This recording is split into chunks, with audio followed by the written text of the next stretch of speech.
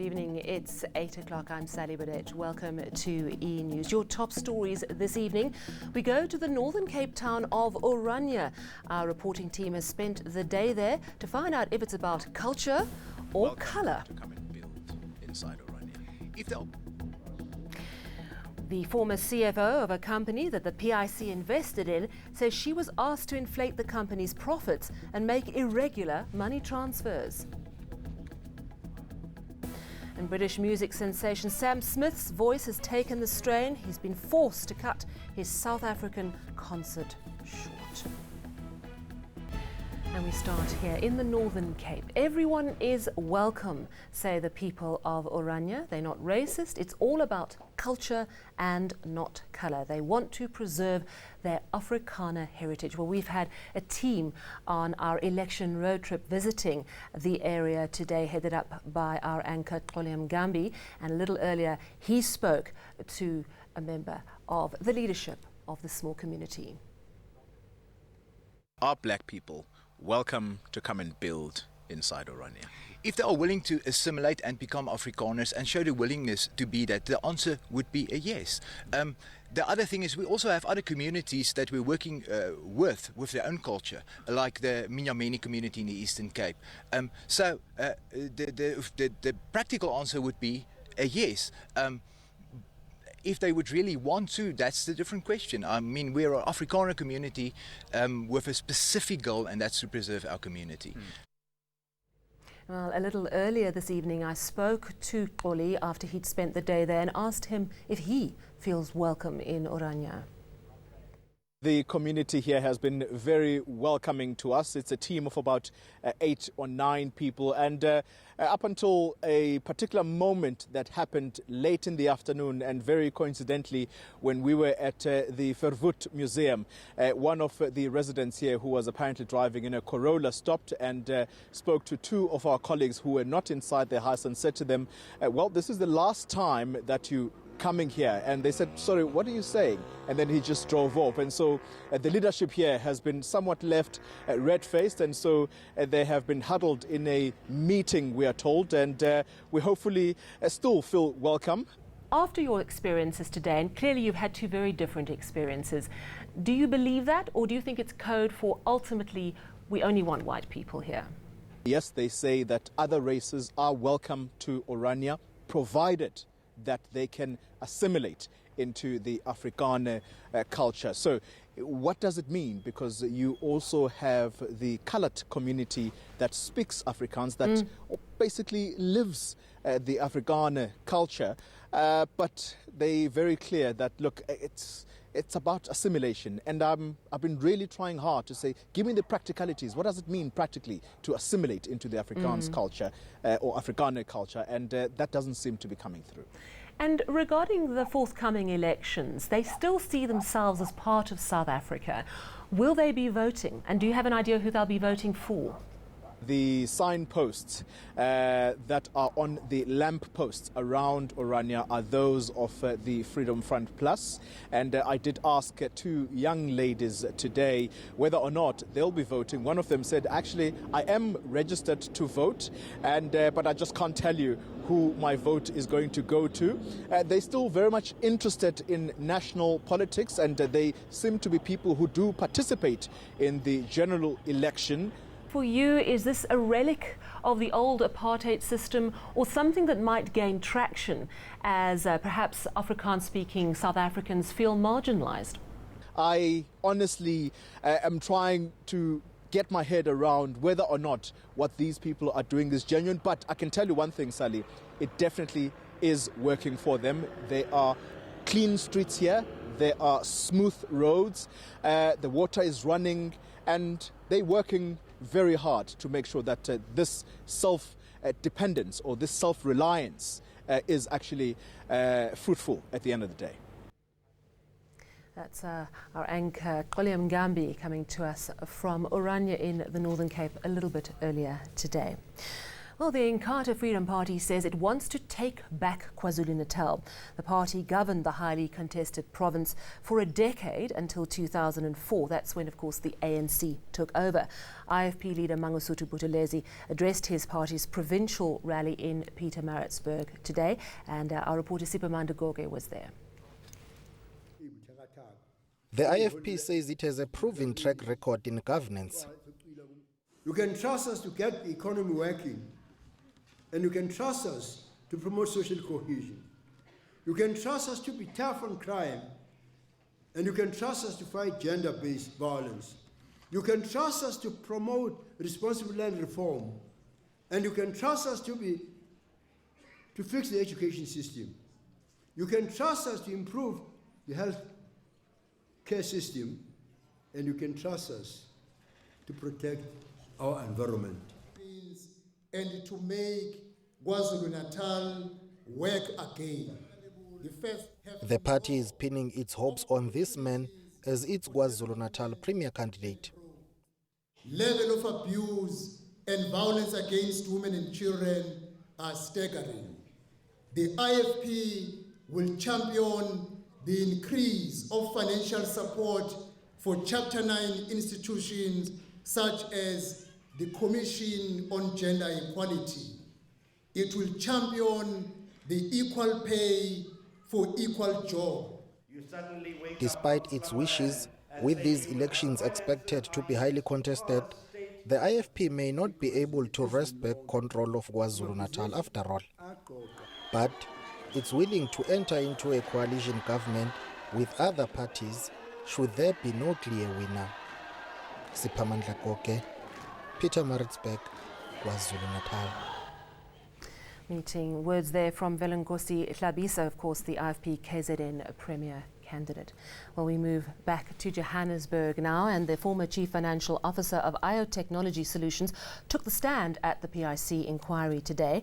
Nahid Khamildeen testified she was ordered to tamper with the company's books to make them look more profitable. Now, she claims she was forced to transfer money into an account belonging to media mogul Iqbal Survey. Survey, of course, is the partial owner of IO. Our reporter Heidi Jocas has the latest on the probe into the investments made by the Public Investment Corporation. Nahid Khamildeen has testified an executive at a holding company asked her to hypothetically inflate IO Technology Solutions' gross profit margin. This would make it look as if the company's profit was 50 million rand after tax rather than 32 million.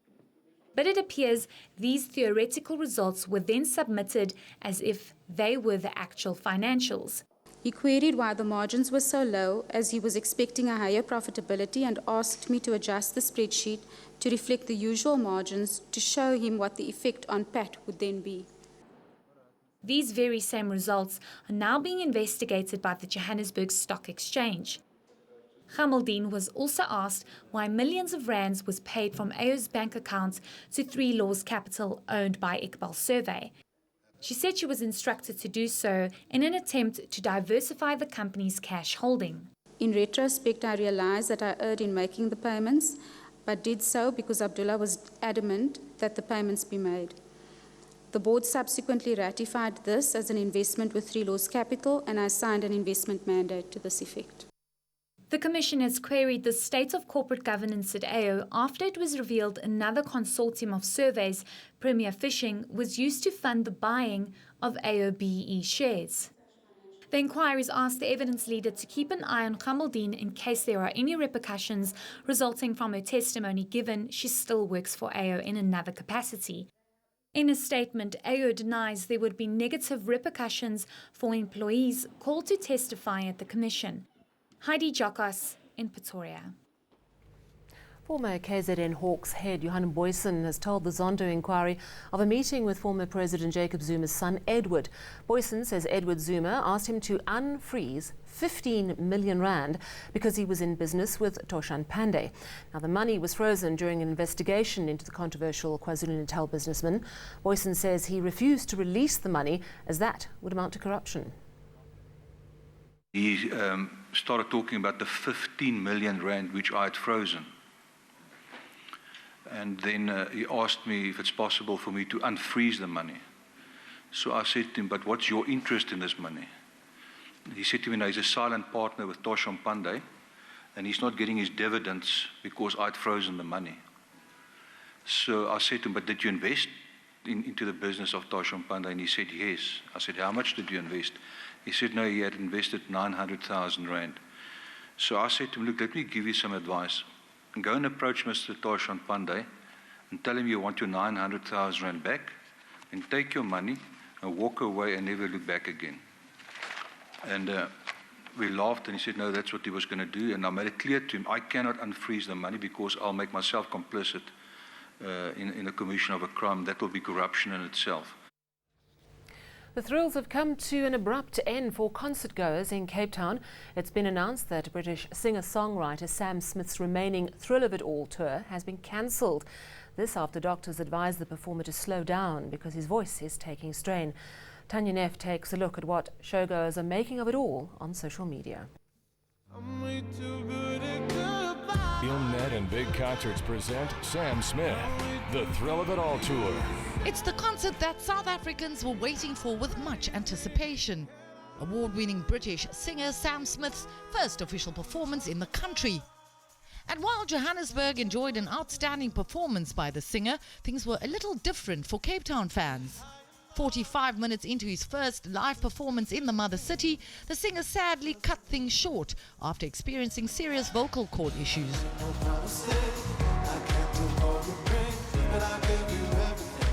Today, Big Concerts announced via this press release that the remaining Cape Town concerts, which were due to take place on Wednesday and Thursday, have now been cancelled. The promoters say the artist is deeply upset that he's unable to perform, but he needs to rest. Concert goers have taken to social media to voice their frustration.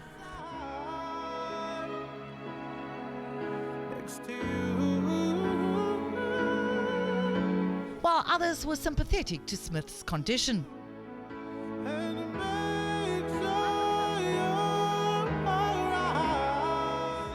Meanwhile, Smith posted this a day ago, perhaps a sign of what was to come. Either way, we wish him a speedy recovery. Tanya Neff, Cape Town. Still ahead on eNews, we'll tell you which country is prepared to offer asylum to former Sudanese leader Omar al-Bashir. And in your business news, better than expected GDP data from China lifted the rand today, but there was also some good local data.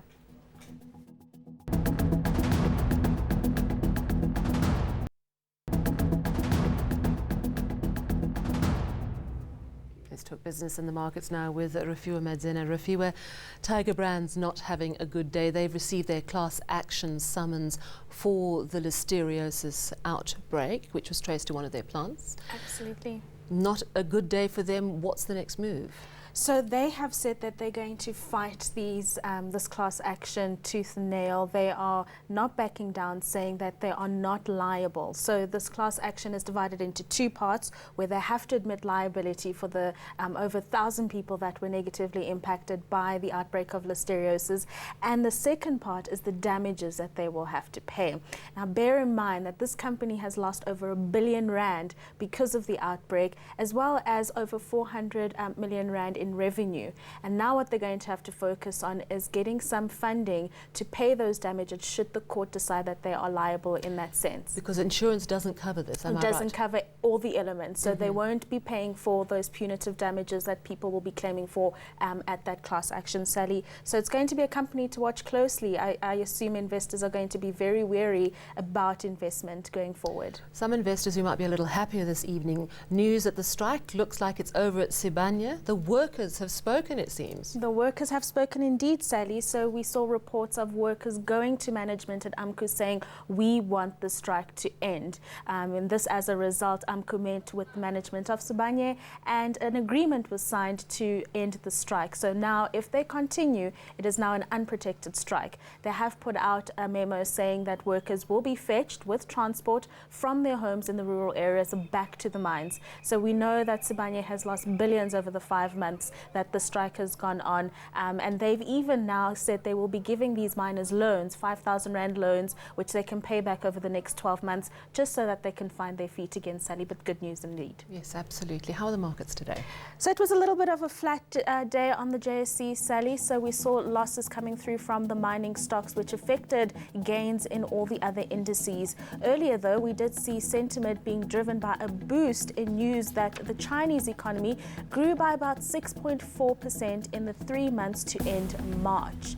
On the commodities front, gold has remained at its lowest level since December, and that's thanks to a stronger dollar.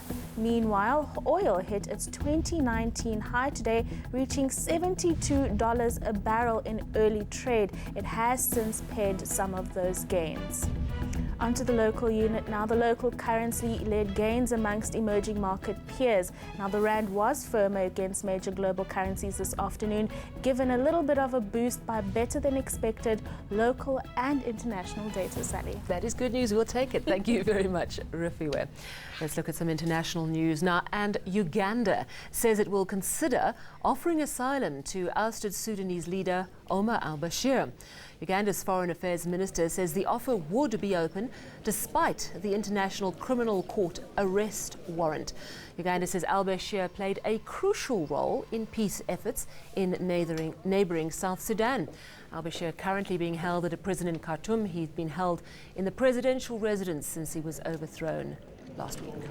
Well, still ahead, we'll go to our weather centre for your live weather report with Candice. Good evening to you, Candice. And then, this is something you'll be also interested in, Candice. Big, shiny and blue, Botswana has unveiled its rarest find in 50 years.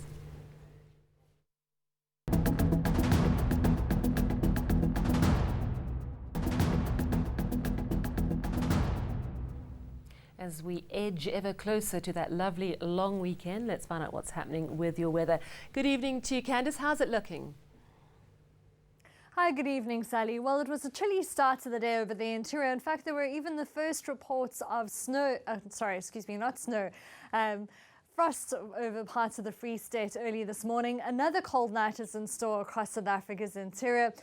Most of that cloud and rain is situated over the eastern parts overnight, and you'll see a large amount of that cloud still remaining through to Thursday. A few thunder showers still remain in the forecast with a 60% chance of thunderstorms over parts of Mpumalanga, and that also extends all the way through to the Eastern Cape coastline, but with a sunny and warm day expected over the western part of South Africa. Here's a closer look at that weather forecast across the country. Sunny and warm to hot in the afternoon for the Northern Cape. Still quite chilly in the morning. Uppington and Prieska both topping 31 degrees, with a fine and dry day throughout the Western Cape. Cape Town and Swellendam at 26. A mild day for George at 22, with Worcester and Robertson at 28 degrees. Still cold in the morning for the Eastern Cape interior, but with those highs bouncing back into the 20s. You'll see the possibility of rain and thunderstorms, especially along the coastline and for the adjacent lying interior. Then isolated thundershowers are forecast for KwaZulu-Natal, with a warmer day expected. 25 for Pietermaritzburg and Durban. We keep in the mid-20s over the western part of Mpumalanga as well as into Bombela, with up to a 60% chance of thunderstorms here. Isolated thundershowers are forecast for the majority of Limpopo, with highs heading into the low 30s in the west. Thundershowers return to northwest, 28 from Mahikeng through to Potchefstroom, with a dry day in the west. Isolated thundershowers are expected for Bethlehem and Harrismith. Bloemfontein partly cloudy and dry at 7 and 27. Pretoria also topping 27 degrees with up to a 60% chance of thunderstorms over the southeastern part of Gauteng, with a warm afternoon in store. On Friday, we're expecting thunderstorms over the northern and northeastern part of South Africa. You'll see warm temperatures across the country, but a cold front arrives on Friday night, bringing in rainfall all the way through to early on Saturday morning in Cape Town. Cooler weather is forecast in the west, with thunderstorms over the central, northeastern and eastern part of South Africa. That's all from the Weather Centre. Have a good night. See you as well, Candice McKechnie there in Cape Town. And finally, Botswana has unveiled the biggest blue diamond ever discovered in the country in almost 50 years of mining. The state-owned Okavango Diamond Company believes the stone was formed over 500 million years ago at 20.46 carats. The gem is one of the rarest in the world. It's only one of a handful to have entered the market in a decade. The company is yet to give an estimate of the diamond's value, but it expects it to be sold towards the end of the year. Botswana is one of the world's biggest diamond producers. The gems make up about 80% of the country's export revenue. Before I go, let's recap your top stories this evening. Are black people welcome to come and build inside Orania? If they are willing to assimilate and become Afrikaners and show the willingness to be that, the answer would be a yes. It's about culture and not colour, say the leaders of Orania. The former CFO of a company that the PIC invested in says she was asked to inflate the company's profits and make irregular money transfers. From me and the team, it's a very good night.